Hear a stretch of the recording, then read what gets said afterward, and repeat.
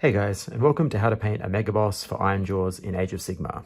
Okay, so we're going to do a full one on this, full how to paint on this one, and go through all the different steps. We're going to do the red armor, you know, my underpainting, overpainting for the flesh. We'll do all those different colors. We're going to get right into it, do some bone areas on this one. We've got this big skull here on its shoulder. I think this is a pretty cool model, so it should be a lot of fun. And I'm not sure yet, but I probably will be doing some freehand on this one. So yeah, we'll be doing a few steps on that. Unfortunately, there's no easy way to do, you know, freehand. It's just something you have to practice, but we'll go through it anyway. There'll probably be a little bit on the axe there, maybe on some of the armor, that sort of thing. But we've been doing a nice classic red style armored orc, which I think is pretty cool in the theme of the ones we've done before on the channel. So if you want to check those out, just take a look. If I'm really good, I'll put one of them in the top right hand corner here, and you can go and check that out. But we've done some power flesh, you know, and so on, and some more classic orc skin, and so now we're going to do another classic orc skin version, but with all the other areas all done and everything, and go through it. So I think that's pretty cool. So yeah, I'll stop waffling on and we'll get started, eh? Okay, so to start with, we're going to begin with that base. Now, you don't have to do this, but I'm doing this just because I don't want the dry brushing to end up on the mini while I'm painting the armor, so we're doing that first. So I've got that US field drab there from Vallejo, and I'm using it to just base coat all of that base there and get a nice, you know, sort of a coverage down for the dry brushing that's going to go over the top. So once that's all nicely covered, it usually takes about 2 coats, usually over the black there, to get a good solid sort of sandy color there for what this base is going to be. So usually 2 coats, and then from there we're going to begin the dry brushing. So you'll see me come in with the Ballard Brown, and I begin dry brushing over the top. So you just put the paint on the brush on a sort of an older scuffy brush or a nylon brush or something like that you've got handy, and rub off all the paint onto the paper or something similar to it's pretty much dry, and then you're going to brush over the surface. And so you'll just see me go around and start to pick out all those edges on the rocks and so on. And once I've got a good coverage of that, then we move into the Ushabti. Now with the Ushabti, it is your sort of highlight color for the dry brushing. So you go a little bit lighter, not as heavy, and you're trying to hit those very, very raised areas on the rocks to give you some nice definition across it, and that'll give you basically your sandy base. And from there, just to really punch it up and finish it off, we move into some white. So you'll notice that I'm not like washing out the brush between each of these steps. I'm just going straight in one after the other. And that's okay, because a little bit of the paint mixing together is good, and it helps to keep the dry brushing consistent. If you have water in the brush too much, then a little bit of moisture is okay, but too much will end up, you know, wrecking the process. So I just go through and do that nice little white dry brush at the end and get a really great result. And then from there, we go on to just, you know, sprucing up this base with another color. So I've got that Necromancer cloak there, and I'm just going around and basing out some of the rocks just to change the color and give it a little difference. I don't always do this on bases on the channel, but for this sort of sandy base, I like to have like a little bit of dark rock there, you know, to contrast against the light color. So I've got that Necromancer cloak there doing that. And then we move into a couple of steps of sort of light, sort of almost wet brushing or dry brushing, but just with a small brush, just to pick off the edges, or maybe a little dry brush for the final one, and using that uniform gray there, and just picking out some of the edges on those rocks, on those gray rocks, and then from there moving into a little bit of white mixed in, or a bit of straight white, and just highlighting some of those edges. So you just end up with some different rock variations.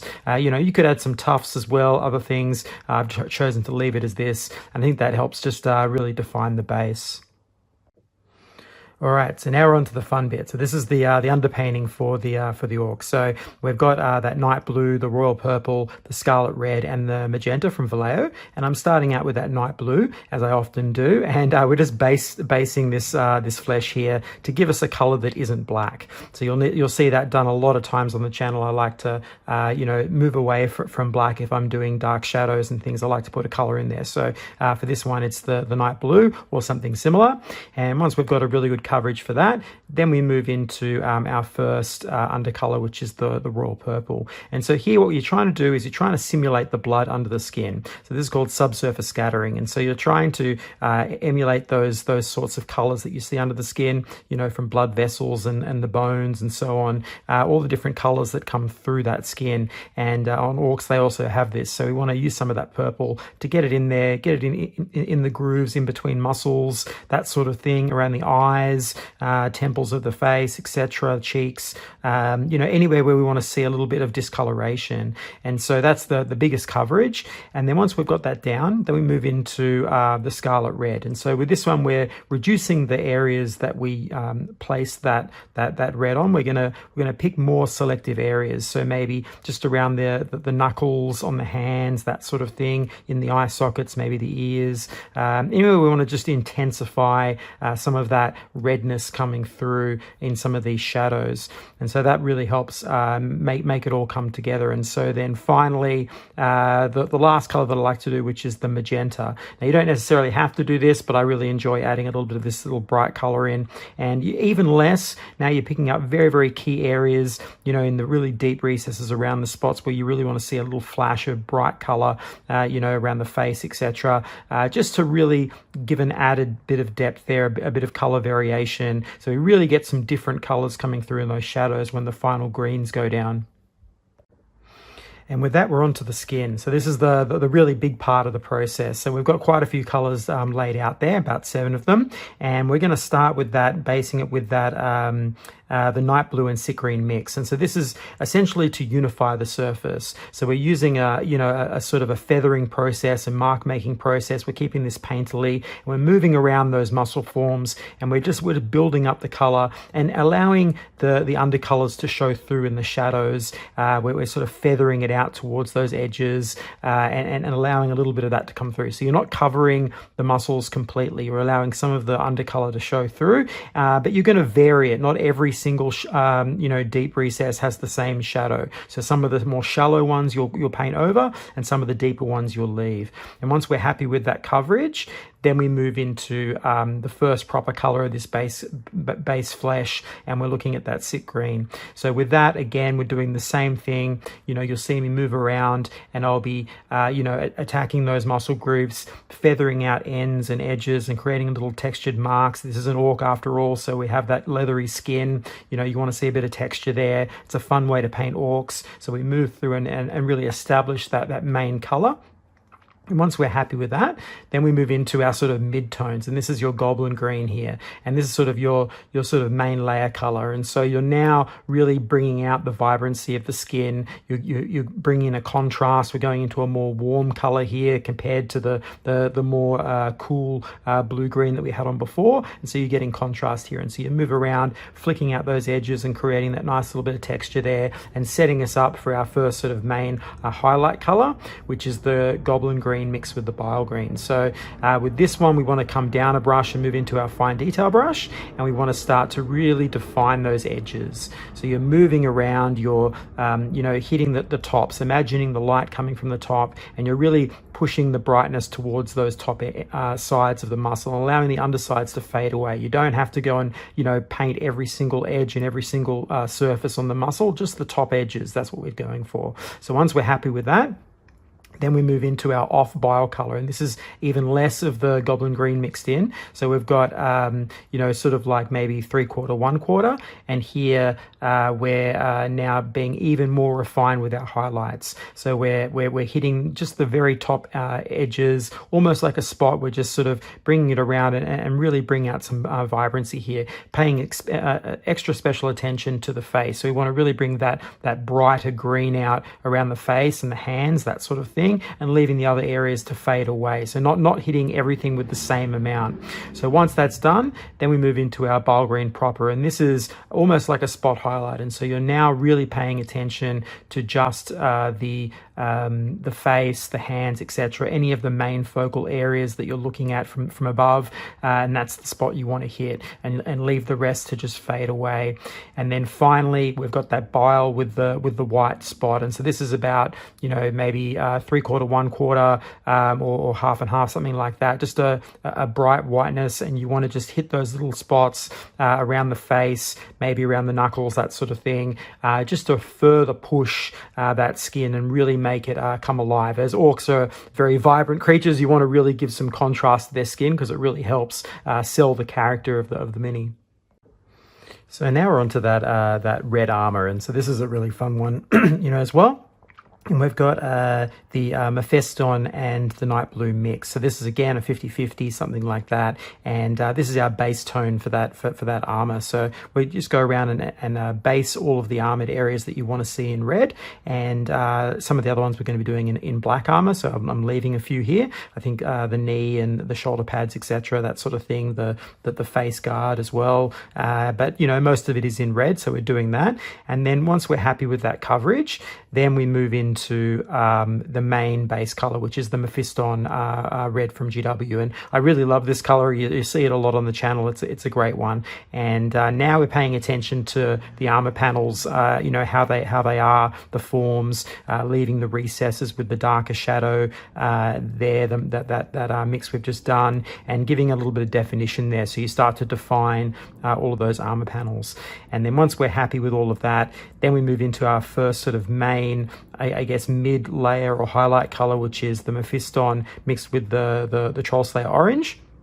This is about a 50-50 here, and now you're moving down a brush, and you'll see me start to really define all of these highlight lines. So I'm now paying extra special attention to the raised ridges that are on this armor, the edges, etc., and trying to get a nice, good definition of that brighter tone. You don't want to put too much of this over the surface, otherwise the armor will go orange. So we're just being extra tight with these highlights. And then once we're happy with that, we move into a sort of off Troll Slayer highlight color, and this has very little of the Mephiston in it, and now we're paying extra special attention. So we're now not even lining the entire line. You'll see me just flicking the edges in the centers of the highlight lines and creating sort of hot spots of color. And so that's a really great way to further push the extreme nature of these highlights and give it a really fun look. And so once we're happy with that, then we move into even finer lines now, and we're going into the full Troll Slayer here, and this is a really sharp, tight little highlight, and we're trying to just really establish further that orange and really bump it up. Orange is a hard color to do, so you do need a few layers here to really get it to come through and really read, but you want to be really tight with it so it doesn't turn the whole red armor orange. So once we're happy with that, then we've got our final few spot highlights, and so we've got that Troll Slayer mixed with yellow.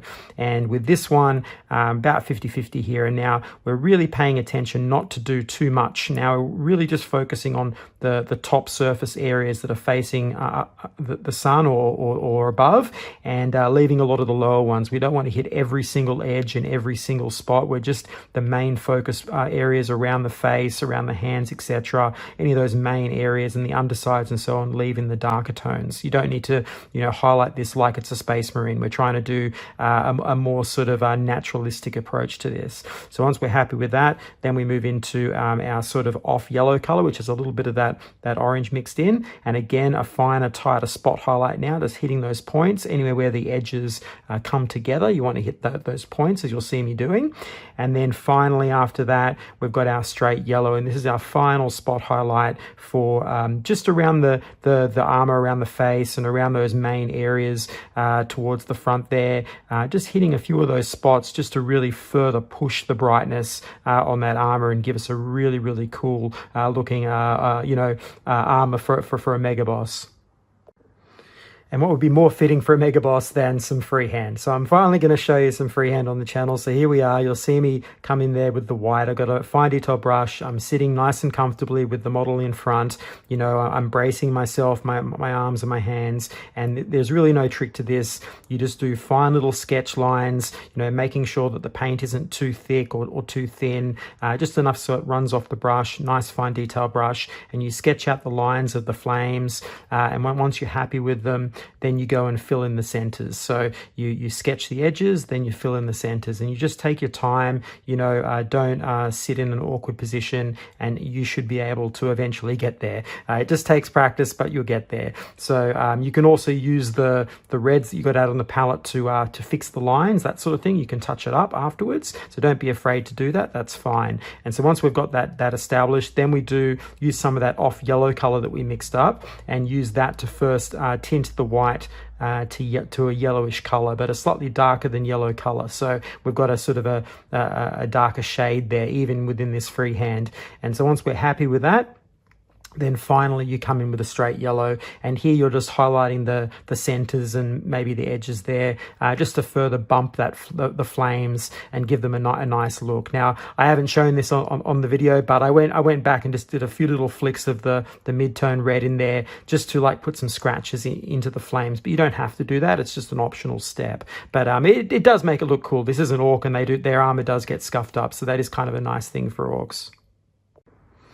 All right, so now we're on to the black armor and sections, and these ones we're doing the sort of the blue black that I've done before on the channel. I've done a video on that, and now we're doing it again here. So we've got that night blue again, and this is going to be lined on like line highlighting. So probably a fine detail brush here or a smaller brush, and you're just basically you know, line highlighting all those edges, you know, and the little impressions and so on, the little raised ridges that are on the armor, and getting a nice bit of blue down just to give us something underneath the gray, so it really does show through it as sort of more of a blue gray. And so once we're happy with that, then we move into the first color, which you're now going to see, and these are basically all highlighting or line highlighting steps. And just like with the red armor, you're paying extra special attention not to highlight every edge exactly the same amount. You're trying to bring those highlights to the centers, so you get sort of hot spots rather than an even consistency across the whole line. So we've got that night blue mixed with the blue gray there, about 50-50, and that's the main establishing highlight that you'll see me do. And then once we're happy with that, then we move into the mid-tone, which is basically the blue-gray straight. And so here, this is your main sort of, I guess, mid-tone highlight color, and you're going to be hitting most of the edges here, you know, keeping it tight, keeping it fine, not too much of it around. If you want to fade it out, you can. And then once we're happy with that, then we move into our first sort of brighter tone here, and that's the blue-gray mixed with the pale gray blue, and about 50-50 here.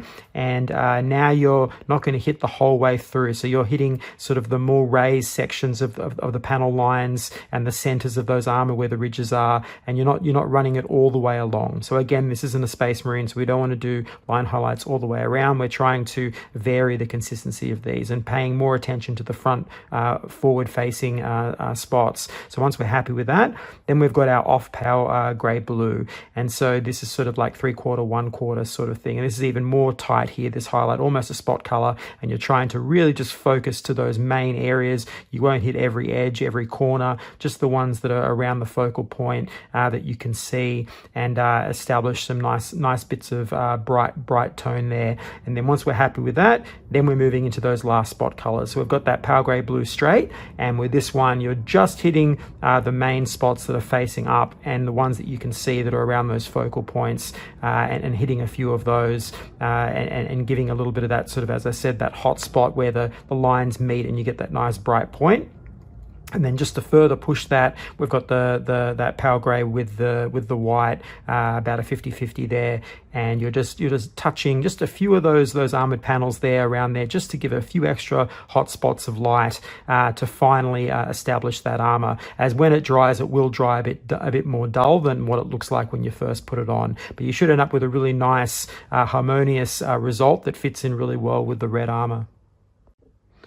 And while we've got those colors out, we may as well do those pants. So I chose to do them in the sort of the blue grays, and there's only a very small area that you can actually see. I didn't even paint all the undersides of those pants. I just painted the areas that you could see with the brush. And so I used about that mid-tone, that blue gray, and I went about 3 steps. And all I did was just very quickly paint it on in a sort of a textured, spotted way to give it a little bit of texture and life, and just built it up. I didn't even wait for the layers to dry. I just went straight in, and you'll just see me build those up in a few layers there, just to give a little bit of impression that there's a sort of a dark blue-gray pants that he's got under there, but you barely can see it. It's right underneath the armor, so you don't need to go to town and like try to get in under there and do the whole thing. Just give it a little bit of impression of paint and color, and you'll be surprised how fast you can go just by that sort of impressionistic thing, and you'll end up with a really nice result. Now for the chainmail, I chose to go a non-metallic road with this one. I don't normally do that with a lot of my paint jobs. I love true metallics, but on this one I wanted to keep it all non-metallic. So I used that cold grey from Vallejo mixed with a bit of black, and then I've gone into cold grey mixed with white, and then more white mixed in. It's about 4 steps. And so we're just going through and building up what you would call a wet brush, where the brush on the paint on the brush is mostly wiped off, but it's still quite wet, and you just gently dragging it across the surface of the chainmail, and you'll pick up all the raised sections of the rings. And so you're essentially doing the same thing as a dry brush, and you'll see me go up through these 4 steps, just building out towards the ends of the chainmail. So you get the brighter tone at the end and the darker one towards the top where it connects to the body, and you get this sort of nice little fade. And it's a relatively neutral color, so it just pushes it back a bit and doesn't really make it jump out. If it was done in true metallics, it would sort of dominate those spots and become these sort of bright spots on the model, and I didn't want that to be the focus. I wanted the armor and so on to be the main draw of this mini, so that's why I chose that. But you can do it in true metallics if you want to. Okay, so now up to the bones. Now I'll put a little caveat here. I did paint this axe as a bone axe. Now I wouldn't recommend this. It's a very crazy thing to do all the flicks and the little lines and the texture marks. It takes a long time. So, you know, probably do the axe in a metallic or something like that, or a different color. But if you want to try the bone, or like a smooth bone maybe, but I did do a textured one here. So just sort of ignore that a little bit, or unless you really want to do it. I did a similar thing on the skull on his shoulder. But anyway, so we've got that US fill drab, and you'll see me base coating out all of that. And again, I'm doing a lot of textured marks here, a lot of feathering, a lot of that sort of thing, and building it up. Once we get past this step, you'll see me start to come in with these sort of feathering textured marks. I'm creating a sort of a pattern there that's going to build over time. So once we get into that first layer, we've got the fill drab mixed with the Ushabti, about 50-50, and now you'll start to see that feathering and streaking process as I go over the axe and over the different areas. Over the skulls, it's less visible, I guess, or it's smaller or finer, but you'll see it more on the axe. And so once we're happy with that sort of coverage, and you got your main coverage down, paying attention to sort of leave some darker areas in some of those deeper recesses, then we move into our main color, which is the Ushabti. And so here you're establishing the bones. So you're flicking out the brush and making those painfully mark making across the surface, as bones have that kind of texture, and leaving all of those deeper depressions in the mix we just did before. So you're building up the tones, building towards the light coming from above, paying attention to the depressions on the bones, etc., and just building that up, and not worrying about the undersides and that sort of thing. Let them fade away. You don't have to paint the entire thing all the way around. You'll be surprised what you can get away with when you do that. So now we move into our highlight steps, and with this we've got the Ushabti mixed with white, and so it's about a 50-50 here, or not really 50-50, maybe a little bit less than that, but it's just a step up from the Ushabti. And so now we're paying attention to the forms and the edges, and we're doing those line highlights across those areas, building to the ends, etc., and just really defining the surface across all of those bone areas. And so once we're happy with that, then we move into the more white mixed in, which is probably maybe 3/4, 1/4, or something like that. It's a much brighter color there, and this is a sort of very tight and targeted highlight. So we're just hitting those really raised top areas now. We're running the lines almost like a spot to the ends, not hitting all of the lines, just the main ones, just to really brighten it up, as these bright colors tend to dull down when they dry. So you want to just go a little bit brighter than you normally would, so you actually get some good definition. And once we're happy with that, then we move into the final one, which is the spot highlight, which is more white mixed in. And so here now we're really just paying attention to the ends and the tips and all that sort of thing, and where any of those ridges come to a point, you're just going to put a few spot highlights in, just to draw the eye around the forms and give it that final bit of bump that you need to make it stand out. And just because I wasn't crazy enough to do the axe in a textured bone, I've now gone and put some freehand on it. So again, like I said before, get comfortable, get your hands in a nice position in front of you with the model braced, and you know, just settle yourself in with a fine detail brush, and you'll see me just trace those lines of the flames and then fill them in as I do these little black flames on the axe. But you don't have to do this, it's totally optional. But if you want to give it a go and you're doing this sort of thing, then give it a go. It is fun, it is a cool thing to try, but it is something that just takes time. And so just relax, put some music on, and just go for it. And you'll be surprised. These sort of things come out pretty cool by the end. You know, even if you got to touch them up at the end, which I had to do a couple of times on some of those flames, but that's okay. You make mistakes and then you move forward and it's fine. You can just go straight over it because it's paint, right? So you have no problems there, and you'll end up with a really lovely little bit of detail on your axe.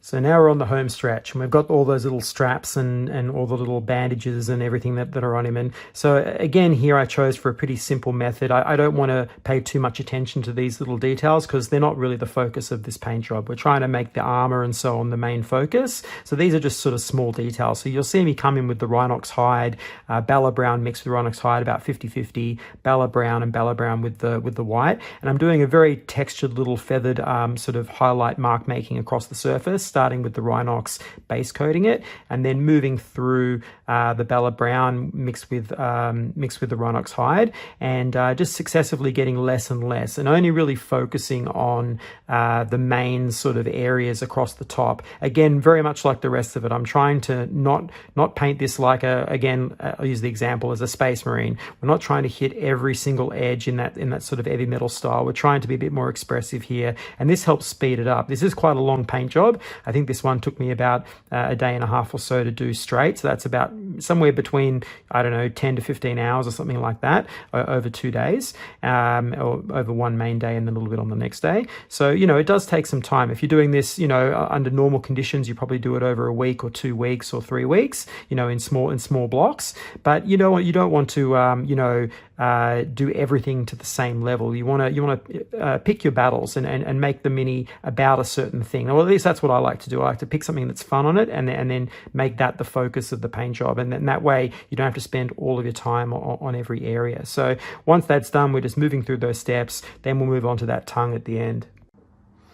So I often like to do this with tongues and mouths. I like the purple and the blue, and so I've got that raw purple there, then purple mixed with the toxic mist from Army Painter, and then straight mist, and then some white mixed in 4 steps. So just like everything else we've done, we're layering it up, and it's a very small area. So I'm just sort of dotting it in there into the tongue, and I'm not even trying to paint the whole tongue. It already has purple down from before from the underpainting. So I'm just trying to just hit the end of that tongue and just give a little bright flash of sort of toxic mist and white on the end, just so you can see the edge rim of that tongue. So you know, from far away you can see it, but you know, if you look really closely, it's mostly just royal purple inside, and that's fine because most of it is in shadow. So you know, it's a nice little contrast there, and adds a nice little flick of color to the face, and helps resolve, you know, the whole, like, the character of the orc, right? So yeah, it's a really nice end touch to do right at the end, and I think you'll be happy with it.